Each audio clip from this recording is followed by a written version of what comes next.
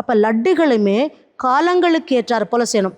சும்மா ஒரு எக்ஸாம்பிளுக்கு சொல்லணும்னா, எள்ளு லட்டு செய்ய போகிறான்னா எள்ளு லட்டு வந்து பார்த்திங்கன்னா கரெக்டாக இந்த வின்டர் சீசனுக்கு சூப்பரான லட்டு.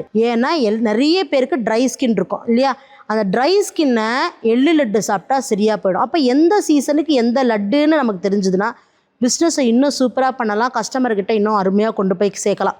இப்போ ஒரு சும்மா சாம்பிளுக்கு ஒரு லட்டு சொல்கிறேன், நீங்கள் எல்லோரும் அதை வீட்டில் பண்ணி பாருங்கள்.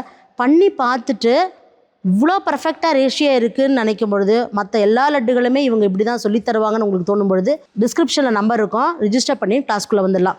என்ன லட்டுன்னா மல்லாட்டை பயிர்னு சொல்லக்கூடிய பீனட், ஏழைகளின் முந்திரி. சரிங்களா, உண்மையிலே அற்புதமான nutrient, high rich in proteins இருக்கக்கூடிய அருமையானது வேர்க்கடலை.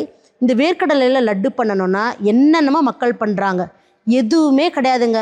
நாம் பண்ண வேண்டியது ஒன்றே ஒன்று தான். ஒரு கடாயை எடுத்து வச்சுக்கிறோம்,